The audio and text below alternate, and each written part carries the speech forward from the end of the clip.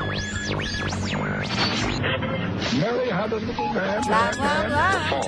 We believe that all men are created equal. To the magnificent mosaic that is America. From radio beacon to radio beacon. I have a dream today. Change has come to America. Believe me. Help is on the way. Knock, knock. Who's there? It's a figment of your imagination. Randi Rhodes Show. Turn up your mind. A vote for Donald Trump may mean the last election that you ever get to vote in. And again, I don't say that lightly, and it I think is heartbreaking that that's where we are. But people have to recognize that a vote for Donald Trump is a vote against the Constitution. I am the chosen one. Oh, we're in so much trouble. You know, it's an amazing thing, but if you read anything today, anything at all, it doesn't matter what you read. I don't even care if it's Archie Comics. I have no earthly idea what you read. People Magazine, Us, I don't know, Rolling Stone. They're all the same. Every single thing is the same, and they're all telling you the same damn thing. They're all telling you that we're sleepwalking into a dictatorship. I cannot believe it. You know, the Atlantic magazine, which is, you know, typically long-form journalism that I enjoy, Vanity Fair also, the entire magazine, the entire, I think it's December, January issue of the Atlantic is all about what would happen to our country if Donald Trump was elected for a second term. The entire thing. It's like they went out and they got 24 experts in different areas, you know, like media.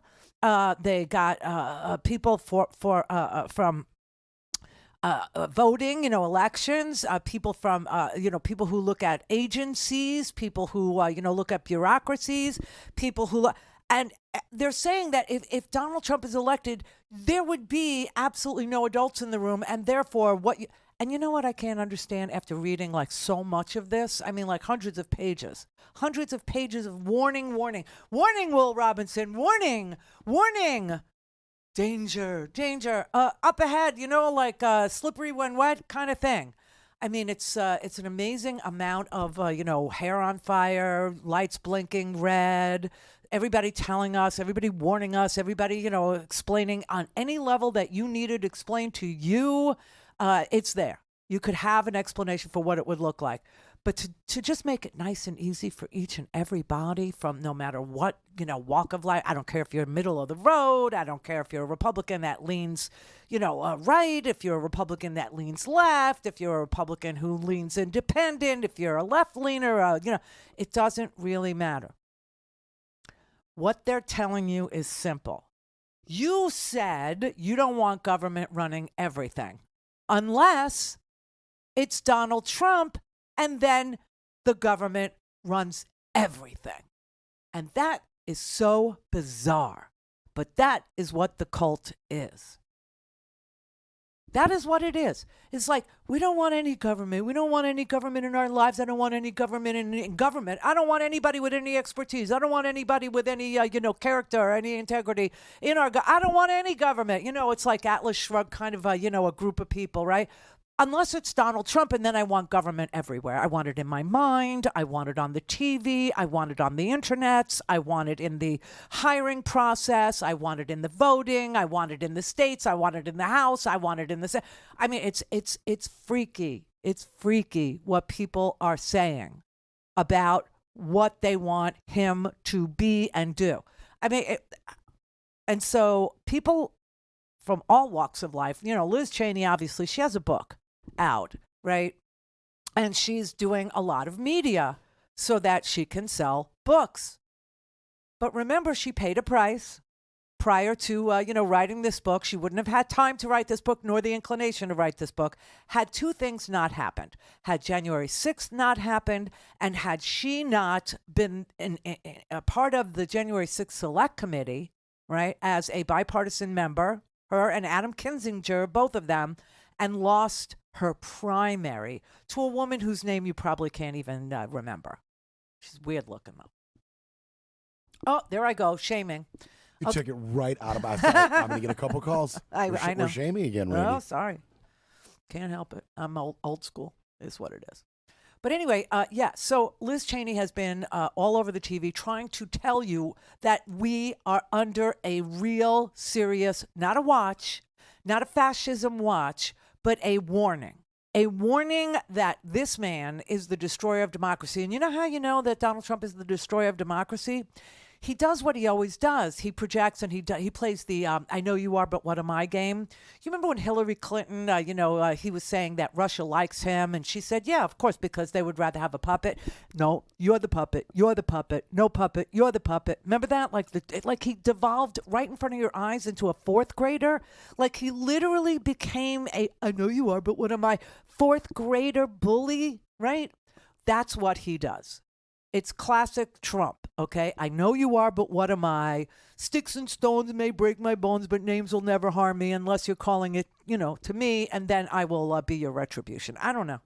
But he did it again over the weekend. He went to... See, this is another thing that's very creepy. So remember when he had these rallies and there were like, I don't know, thousands of people? Maybe tens of thousands of people at some of them? So this particular one, he was in some place in Iowa, Cedar Rapids. Okay. He was in Cedar Rapids, Iowa, in a school gymnasium. Okay, that's what we're down to here. In a school gymnasium, saying this. Joe Biden is not the defender of American democracy. Joe Biden is the destroyer of American democracy. Which the means most he is. important part of what's coming up is to guard the vote. And you should go into Detroit, and you should go into Philadelphia, and you should go into some of these places, Atlanta, and you should go into some of these places, and we got to watch those votes when they come in. I mean, it's very sick. It's very twisted. Watch the vote. You have to watch your fellow Americans. Everybody has to watch your fellow American who is simply casting a vote. Unarmed, But that's the threat to him, because Joe Biden is the threat to democracy. But the people, when the people go to vote, that's Donald Trump calling out his minions to say, watch them vote and make sure that they don't, because I can't win if they vote. And he knows that. He knows that. In 2016, you voted to stand up to those liars, losers, crooks, and creeps, and you elected an outsider as your president, and it was about America first. We want to put our country first. They haven't done that in a long time, but we did it for 4 years, and that's why we did so well. That's why it was one of the great presidencies, they say. Even the opponents sometimes say he did very well. I have to say, take it back, they scream. His people say, take it back. Okay, he's mentally deficient. I don't even know what he's talking about. I mean, I get that he wants to call, the opposition to him crooks and liars and thieves and all that. But obviously he's the I know you are, but what am I guy. And so this is what if you're going to call somebody a loser, they should have lost. And he lost. He lost a lot. He won one moment in time was his moment. 2016, that was his moment in time. And ever since then, it's been a carousel of losing. He lost the midterms in 2018. He lost the election in 2020. 2020, he said it was stolen. I mean, the man has not won anything since this one little moment in time when people thought, let's see what happens if we give it to somebody who isn't a politician. Let's see what happens if we give it to a reality TV star. Let's try that. Let's see what that does. And what it did was create an enormous crime family. What it did was create an enormous amount of fraud, an enormous amount of deceit, an enormous amount of taking credit for stuff you didn't even do. Listen, this guy sat on Obama's economy and wrote it into, its natural, goodness, and took credit for it. And he didn't do anything except cost us $2 trillion in tax cuts for the very wealthiest Americans. And then we saw growth go down. We saw GDP go down. We saw a pandemic go out of control. We saw the border go out of control. Nothing really happened that was good. Nothing. The economy was good, yeah, because Obama, it was his economy. Tell me what Donald Trump changed. Nothing. He changed nothing. He passed nothing. He did nothing. Just took credit for everything that had been done. Anyway. We're being warned all over the place. I can't even tell you how many articles there are telling you, read me. Don't have time to listen to the live show? Want to hear more on your schedule? Go to RandiRhodes.com and buy a stinking podcast.